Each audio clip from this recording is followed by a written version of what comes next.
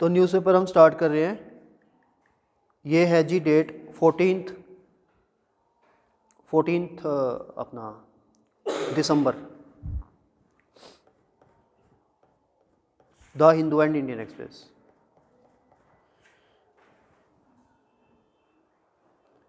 सबसे पहले हम देखेंगे टॉपिक टाइप्स ऑफ हाइड्रोजन, जिसके अंदर हम ग्रीन हाइड्रोजन के बारे में डिस्कस करेंगे।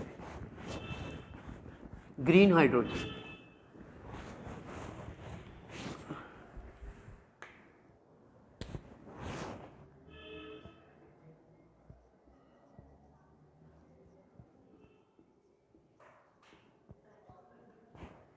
Green hydrogen.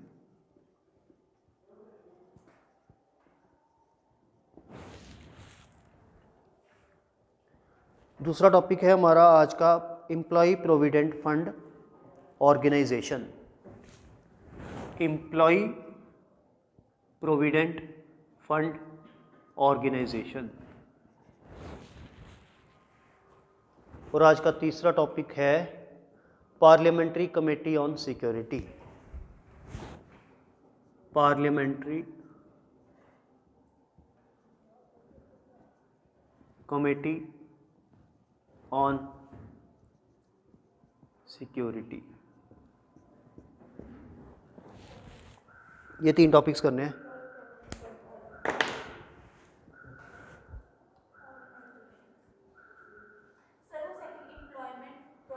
Provident fund organisation.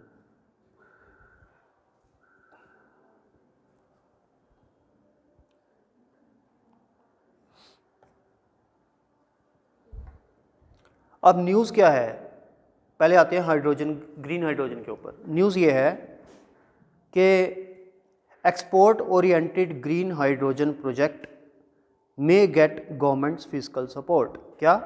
Export oriented green hydrogen projects में गेट गवर्नमेंट्स फिजिकल सपोर्ट, यानी कि जो कंपनीज ग्रीन हाइड्रोजन को एक्सपोर्ट करेंगी देश से, उनको गवर्नमेंट पैसे में हेल्प करेगी। ये न्यूज़ है। अब न्यूज़ तो ये है, ये डायरेक्ट क्वेश्चन आएगा नहीं प्रीलिम्स में। प्रीलिम्स में क्वेश्चन ये आएगा कि ग्रीन हाइड्रोजन क्या होती है।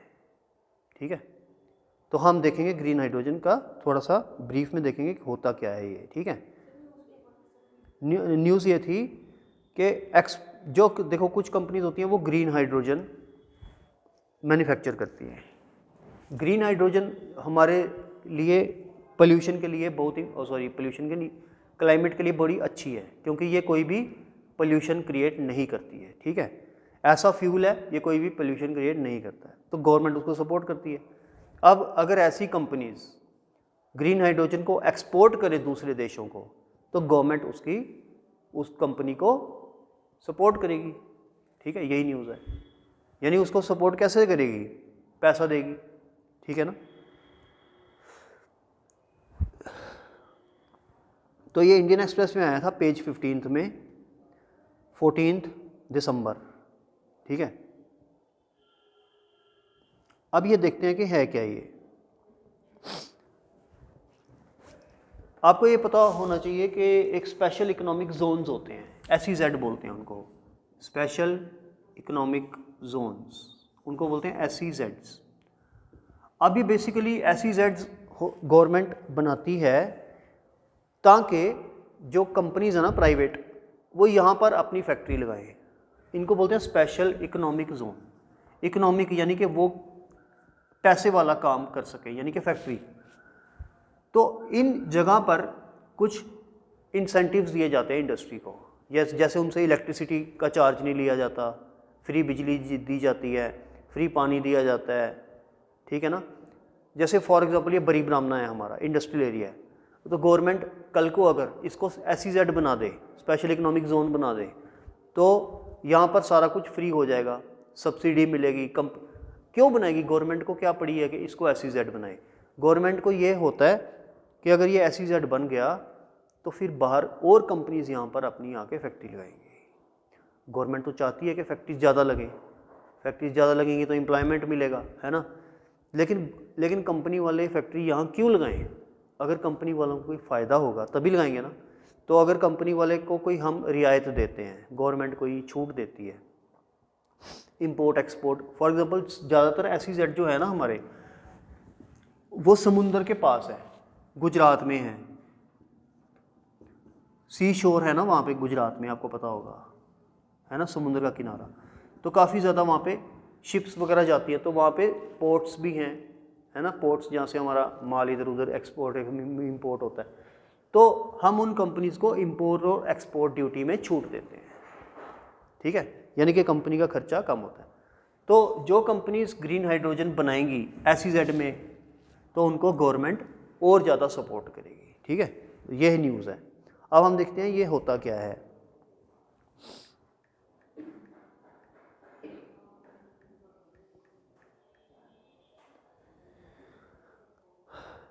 तो हाइड्रोजन जो फ्यूल है ये दो तरीके से बनता है, ठीक है, ये दो तरीके से बनता है। नंबर 1 गैसिफिकेशन से बनता है, गैसिफिकेशन से बनता है, और नंबर 2 इलेक्ट्रोलिसिस से बनता है। क्या? हाइड्रोजन फ्यूल, जिसको हम H2 बोलते हैं। दो इसके तरीके हैं बनाने के, गैसिफिकेशन ऑफ कोल। अब ये गैसिफिकेशन बहुत सारे रिसोर्सेज की हो सकती है, जिसमें से कोल एक है, ठीक है, और दूसरा होता है इलेक्ट्रोलिसिस। इलेक्ट्रोलिसिस पता है, पानी में करंट देके, है ना, तो वो इलेक्ट्रोलिसिस हो जाता है प्रोसेस। तो दोनों तरीकों में से जो अच्छा तरीका है वो ये है, यानी कि ये पोल्यूशन फ्री है, इलेक्ट्रोलिसिस। इसी तरीके से ग्रीन हाइड्रोजन बनती है, ठीक है ना, इसी तरीके से ग्रीन हाइड्रोजन बनती है। तो हमने अब तक क्या देखा? हमने देखा कि गवर्नमेंट उन कंपनीज को छूट देगी जो ग्रीन हाइड्रोजन एक्सपोर्ट करेंगी इंडिया से, और वो कंपनीज SEZ में होनी चाहिए, ठीक है। और हमने देखा कि हाइड्रोजन H2 जो है वो दो तरीकों से मैन्युफैक्चर होती है, गैसिफिकेशन ऑफ कोल और सम अदर सब्सटेंसेस, वो हम देखेंगे। एंड नंबर 2 इलेक्ट्रोलिसिस, जिसमें से जो ग्रीन हाइड्रोजन है पर्टिकुलरली जो हमारा आज का टॉपिक है, वो इलेक्ट्रोलिसिस से बनती है, गैसिफिकेशन से वो नहीं बनती है, ठीक है।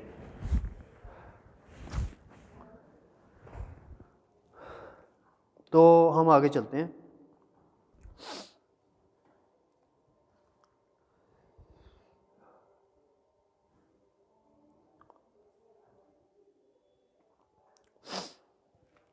अब जब हम कोल की गैसिफिकेशन करते हैं, जो कि सबसे इम्पॉर्टेंट, सबसे ज़्यादा आसान तरीका है हाइड्रोजन क्रिएट करने का, वो है गैसिफिकेशन। तो अगर हम कोल की गैसिफिकेशन करते हैं, कोल को गैस में कन्वर्ट करते हैं, तो उसमें से 3 गैसेस रिलीज़ होती हैं, ठीक है। अगर हम कोल की गैसिफिकेशन करते हैं,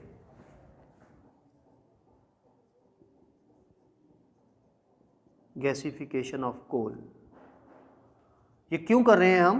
हाइड्रोजन बनाने के लिए। लेकिन इससे तीन गैसेस रिलीज होती है। सबसे पहले CO2, नंबर 2 CO और नंबर 3 H2। CO2 मतलब कार्बन डाइऑक्साइड, CO मतलब कार्बन मोनोऑक्साइड, और थर्ड हाइड्रोजन यानी H2। अब ये तो हाइड्रोजन तो मैन्युफैक्चर होगी, कोई प्रॉब्लम नहीं है। हाँ, हमने पीछे भी देखा न्यूज़पेपर एनालिसिस में कि हाइड्रोजन फ्यूल जो है वो काफ़ी अच्छा फ्यूल है ना, लेकिन उसको स्टोर करना मुश्किल है। हमने देखा ना, अगर हमने गाड़ियाँ चलानी है उससे, तो स्टोरेज वगैरह की प्रॉब्लम होती है। अब लेकिन इस प्रोसेस से हाइड्रोजन तो बन रही है, लेकिन इसके बाई प्रोडक्ट देखो। बाई प्रोडक्ट दो ऐसे हैं जिससे क्या होता है, green house emission, global warming. हमने देखा, एक टॉपिक में देखा था कि CO2 सबसे ज़्यादा कंट्रीब्यूट करती है ग्लोबल वार्मिंग में। अगर हमारे एटमॉस्फेयर में कार्बन डाइऑक्साइड ज़्यादा होगी तो ग्लोबल वार्मिंग होगी, ग्लोबल वार्मिंग होगा तो जो ग्लेशियर्स हैं वो पिघलेंगे, ग्लेशियर्स पिघलेंगे तो सी वाटर लेवल राइज होगा। जब सी वाटर लेवल राइज होगा तो उससे क्या होगा कि जो हमारी ह्यूमन पॉपुलेशन है वो खतरे में आ जाएगी, क्योंकि बहुत सारे सिटीज़ हमारे सी शोर के पास है, जैसे मुंबई, गोवा, और दुनिया के कितने सिटीज़ हैं, मैक्सिको वगैरह, सैन फ्रांसिस्को, वो खतरे में आ जाएंगे। जो वहाँ पे लोग फ़िशिंग करते हैं वो खतरे में आ जाएंगे। फ़िशिंग बहुत बड़ी इंडस्ट्री है दुनिया की, ठीक है। जैसे gateway of India just see शोर के पास ही है, Taj Mahal hotel sir just see शोर के पास ही है, ओबराय होटल बॉम्बे का सी शोर के पास ही है, बहुत सारे इंपॉर्टेंट, मैरीन ड्राइव पूरी की पूरी सी शोर के पास है। बहुत इंपॉर्टेंट जो एरियाज़ हैं वो सी शोर के पास होते हैं। अगर 1 सेंटीमीटर भी वाटर लेवल राइज होता है सी शोर का तो बहुत सारा एरिया पानी में आ जाएगा, वो रहेगा ही नहीं, ठीक है। इसलिए हम क्या कहते हैं कि ग्रीन हाउस नहीं होना चाहिए, ठीक है। तो इसलिए ये तरीका हमें पसंद नहीं है, गैसिफिकेशन ऑफ कोल का ये तरीका हमें पसंद नहीं है। तो हमें कौन सा तरीका पसंद है? इलेक्ट्रोलिसिस वाला।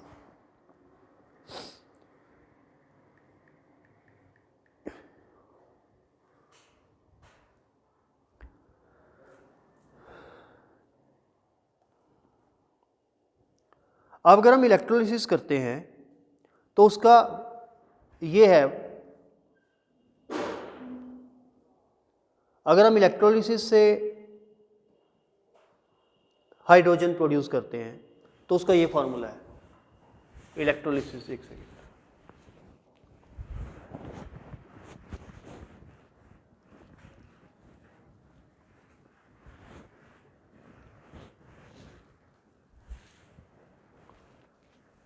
H2O इलेक्ट्रोलिसिस से 2H2 is equal to H2 plus O2, ये O ही है, सॉरी, H2 प्लस O2। तो अगर हम वाटर में, H2O वाटर होता है ना, अगर हम वाटर में इलेक्ट्रोलिसिस करें, ठीक है, तो उससे मिलेगा क्या? हाइड्रोजन प्लस ऑक्सीजन, ठीक है। तो एटमॉस्फेयर में क्या रिलीज होगा? हाइड्रोजन और ऑक्सीजन। तो ऑक्सीजन तो ग्रीन हाउस गैस है ही नहीं है, वो तो अच्छी है इनफैक्ट। तो इसलिए इस तरीके से अगर हम हाइड्रोजन प्रोड्यूस करते हैं इलेक्ट्रोलिसिस से तो वो ग्रीन हाइड्रोजन, उससे कोई भी खतरा हमें नहीं है, ठीक है ना। ना तो कार्बन डाइऑक्साइड रिलीज हुई, ना तो कार्बन मोनोऑक्साइड रिलीज हुई, ठीक है ना।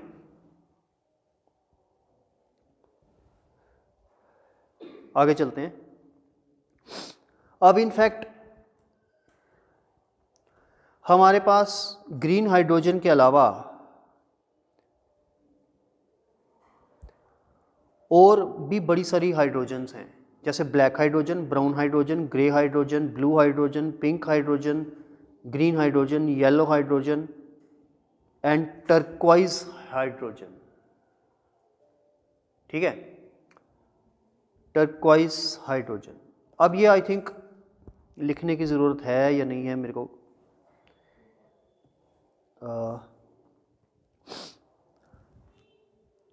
ऐसे में बता देता हूँ आपको। तो जो ब्लैक हाइड्रोजन है ये बिटुमिनस कोल से होती है रिलीज, किससे होती है? बिटुमिनस कोल से। जो ब्राउन हाइड्रोजन है ये लिग्नाइट कोल से होती है।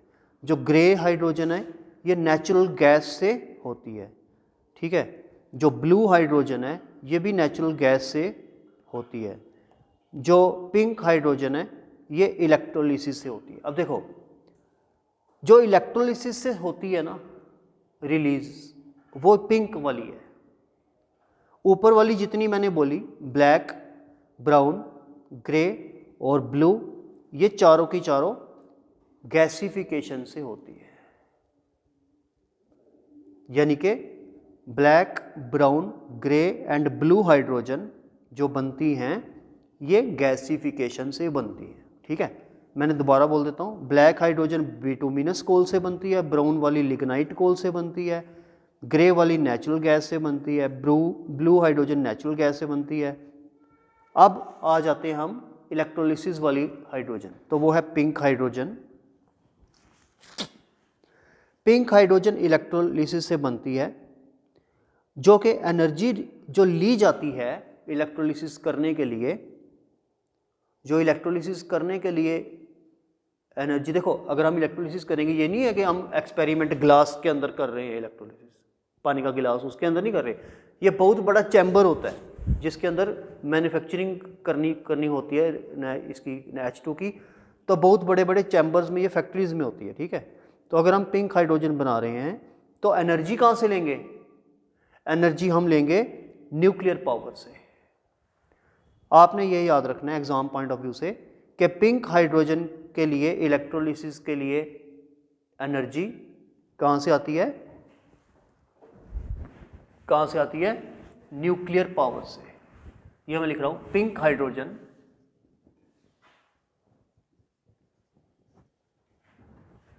ये ऊपर मैं लिख देता हूं इलेक्ट्रोलिसिस। तो पिंक हाइड्रोजन के लिए हमें एनर्जी कहाँ से आती है? न्यूक्लियर पावर से। जहां भी पिंक हाइड्रोजन देखो तो इसका मतलब न्यूक्लियर एनर्जी। अब आते हैं ग्रीन हाइड्रोजन। ग्रीन हाइड्रोजन में भी इलेक्ट्रोलिसिस यूज होता है, बट यहां पर एनर्जी हमें मिलती है कहां से? रिन्यूएबल सोर्सेज से।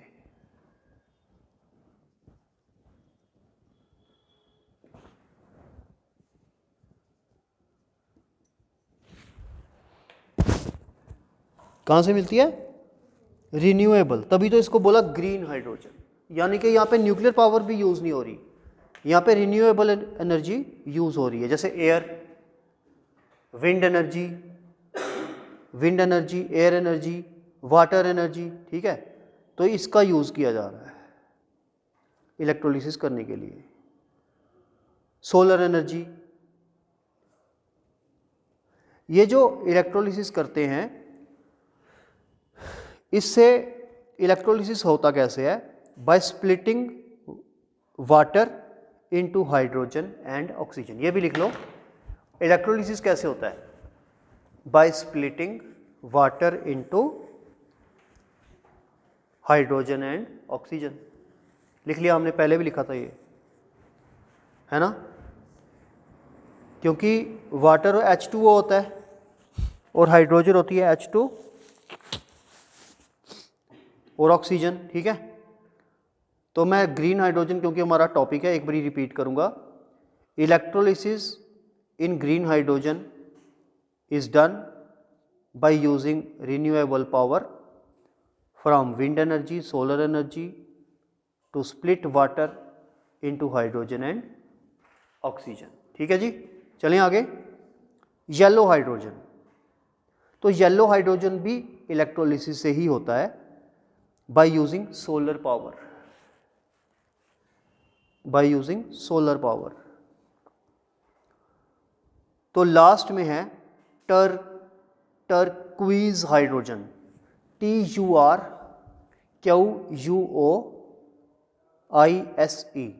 TURQUOISE hydrogen. ये होता है जी मीथेन से। ये कोई इलेक्ट्रोलिसिस यूज नहीं हो रहा है इसके अंदर, सोलर पावर से, येलो में नहीं, सोलर पावर।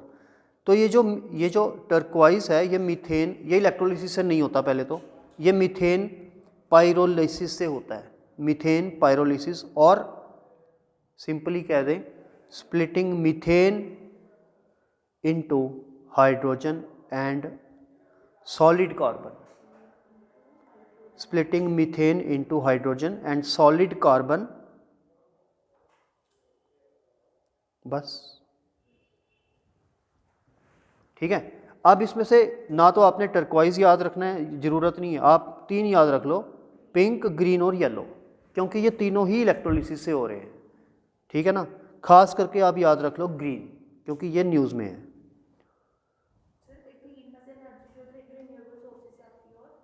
कौन सी वाली? सिर्फ रिन्यूएबल से ही आती है। अब हम अपने नेक्स्ट टॉपिक पे आते हैं, प्रोविडेंट फंड।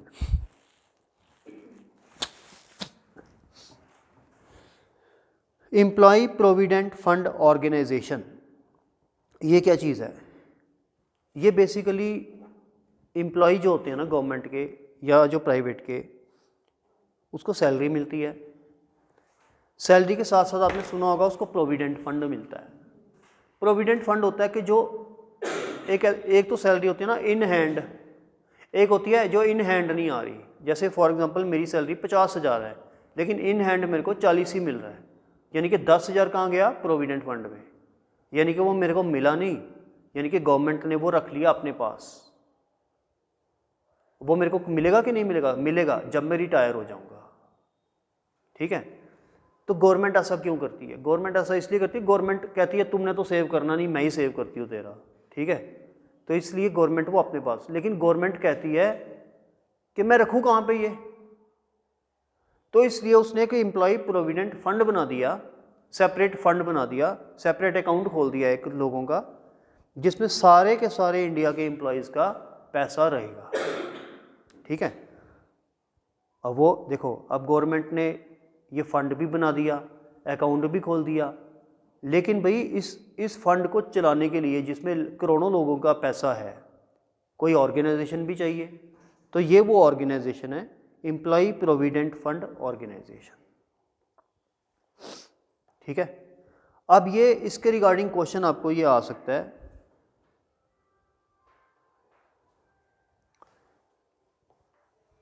इसके रिगार्डिंग क्वेश्चन ये आ सकता है कि ये बॉडी कौन सी बॉडी है? तो ये बेसिकली एक स्टैट्यूटरी बॉडी है। कौन सी बॉडी है? Statutory body. स्टैट्यूटरी बॉडी कौन सी होती है? जो के ला बनाता है ना, जो कि लेजिस्लेचर जिसको बनाता है, वो बॉडी जिसको लेजिस्लेचर बनाता है, वो यानी कि वो स्टैट्यूटरी बॉडी होती है।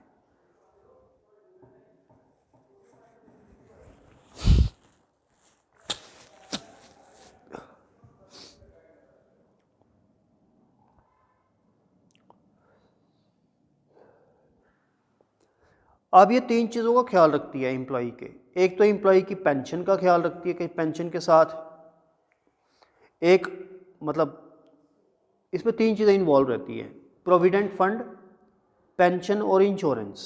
क्योंकि एम्प्लॉय प्रोविडेंट फंड के साथ कुछ इंश्योरेंस का भी लिंक होता है, तो कुछ पेंशन का भी लिंक होता है, क्योंकि ये पेंशन के साथ मिलती है।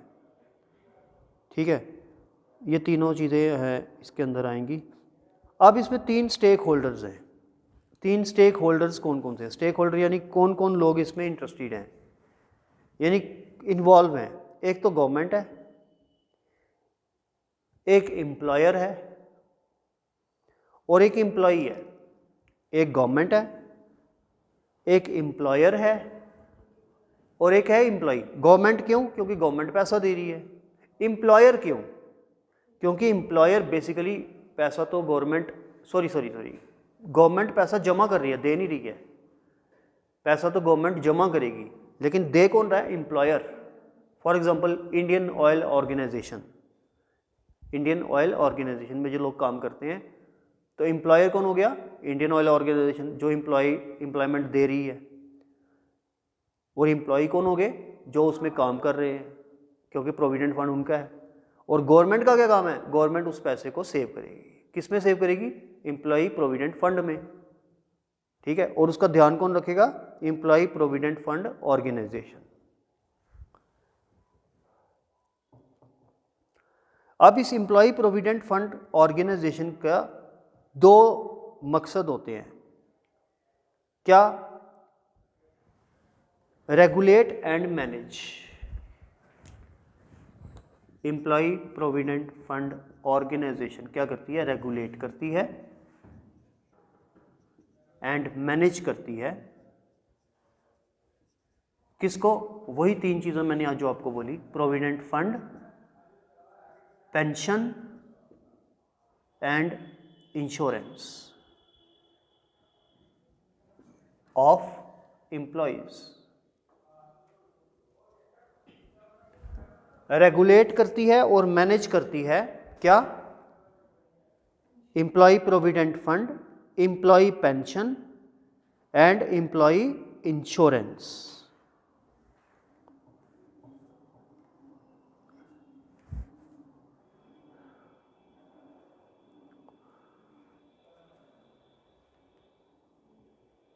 बस ये इतना ही था।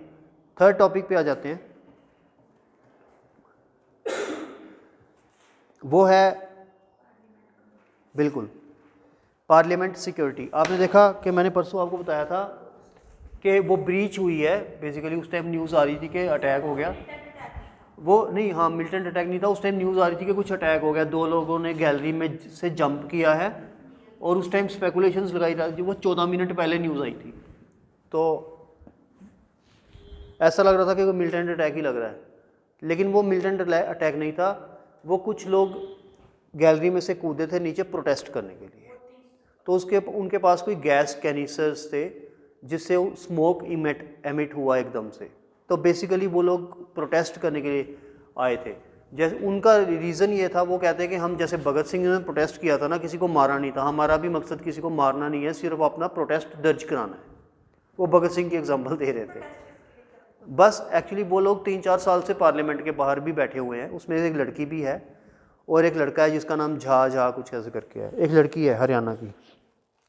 वो लड़की की हिस्ट्री में पढ़ रहा था, तो वो ऐसी है कि वो उसको 5 साल पहले 2015 में सीढ़ियों से गिर गई थी और उसकी स्पाइनल कार्ड इंजरी हो गई थी। वो कुछ 4-5 साल बेड पे रही है, और वो सिविल सर्विसेज की तैयारी भी करती है। दिल्ली में जो भी लोग होते हैं सारे तैयारी करते हैं, तो लेकिन उसका हुआ नहीं सिविल सर्विसेज। फिर वो टीचिंग जॉब के लिए तैयारी कर रही थी, तो टीचिंग जॉब भी उसको नहीं मिली हरियाणा में, हरियाणा की थी वो। तो फिर वो दिल्ली में रहती है कहीं, वहीं पे सारी उसकी पढ़ाई हुई है। तो फिर वो किसी ऑर्गेनाइजेशन के साथ जुड़ी हुई है, कुछ लोग कहते हैं कांग्रेस के साथ जुड़ी है, कुछ लोग कहते हैं पता नहीं किसान आंदोलन के साथ भी वो जुड़ी हुई थी। अभी सारे फार्मर्स भी उसके साथ आ गए हैं सपोर्ट में। तो उसके साथ एक और लड़का भी है जा करके, तो पूरा नाम अंकित झा है कुछ ऐसे, बताऊँगा अभी। तो वो लोगों ने कुछ प्रोटेस्ट मोदी के खिलाफ कुछ कर रहे हैं, वो पूरा मेरे को पता नहीं है वो किस चीज़ के बारे में प्रोटेस्ट कर रहे हैं, लेकिन काफ़ी देर से वो पहले किसान आंदोलन में भी प्रोटेस्ट कर रहे थे। फिर वो जो रेसलर्स का प्रोटेस्ट चल रहा था दिल्ली में जंतर मंतर में, वहाँ पे भी वो साथ थे रेसलर्स के। अभी वो पता नहीं किस चीज़ का प्रोटेस्ट कर रहे थे। तो कुछ लोग फेम पाने के लिए भी ये सब कुछ करते हैं, है ना, कि मशहूर होने के लिए, जैसे कन्हैया कुमार ने किया था, लेकिन वो मशहूर होने की बजाय उल्टा बदनाम हो गया। तो ये भी लोग मुझे लगता है बदनाम ही होंगे, ज़्यादा मशहूर नहीं होंगे। हाँ क्या, वो कन्हैया तो बुरा JNU का केस था। अब ये बेसिकली न्यूज़ ये है कि panel on security defunct for 5 years, opposition MPs raise concern. क्या है, panel on security defunct for 5 years। हमारी पार्लियामेंट में एक कमेटी है जो कि सिक्योरिटी, हमने देखा ना अभी कॉन्स्टिट्यूएंट असेंबली की कमेटीज़ थी, सिमिलरली पार्लियामेंट में भी कमेटीज़ होती हैं। अब उसमें से एक कमेटी सिक्योरिटी की है। न्यूज़ ये है कि वो जो कमेटी है सिक्योरिटी की, वो 5 साल से काम ही नहीं कर रही। अब अपोजिशन पार्टी ने बोला कि वो काम क्यों नहीं कर रही, तभी तो ये अटैक हुआ। तो अब न्यूज़ ये है, तो न्यूज़ में आपसे आप अब इम्पॉर्टेंट क्या बन गई, वो कमेटी कब बनी थी, उसके कितने मेंबर हैं, कौन सी किस टाइप की कमेटी है वो, ये पेपर में आ सकता है, ठीक है ना। तो वही हम आज देखेंगे। तो हम ये देखेंगे कि parliamentary committee of security, parliamentary committee on security, parliamentary committee on security. सबसे पहले ये एक एडहॉक कमेटी है। कौन सी कमेटी है, एडहॉक। एडहॉक का मतलब पता होगा, टेम्परेरी, परमानेंट नहीं है।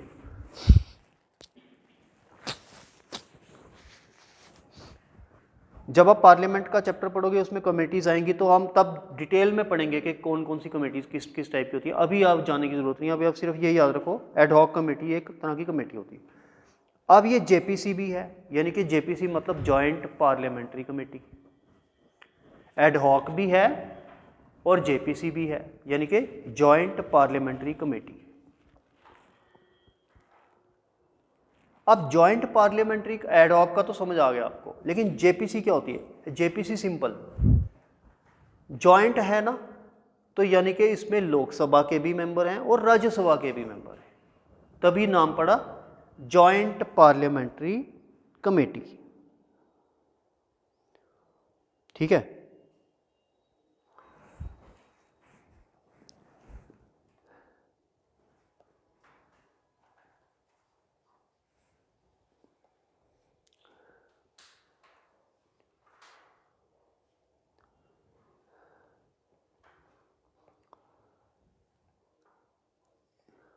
अब जब आप ये करोगे तो आपको इतना भी पता होना चाहिए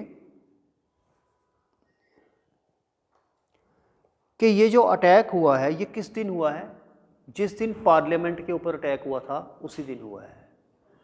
कितने साल पहले हुआ था पार्लियामेंट का अटैक? 2001 में हुआ था, 2001 में, ठीक है, 22 ईयर्स पहले हुआ था, जिसमें 5 टेररिस्ट्स का स्क्वाड आया था, सुसाइड स्क्वाड था वो, और वो जैश का स्क्वाड था, पाकिस्तान स्पॉन्सर्ड था, जिसमें पांचों के पांचों आतंकवादियों को हमारी सिक्योरिटी फोर्सेस, जिसमें से सीआरपीएफ के जवान थे, उन्होंने मार गिराया था और उनको पार्लियामेंट के अंदर घुसने नहीं दिया था, क्योंकि इन्होंने पार्लियामेंट के अंदर घुस के सारे एमपीज़ को, क्योंकि उस टाइम पार्लियामेंट सेशन चल रहा था, तो उनको बंदी बनाना था, हॉस्टेज बनाना था और अपनी डिमांड्स मनवानी थी।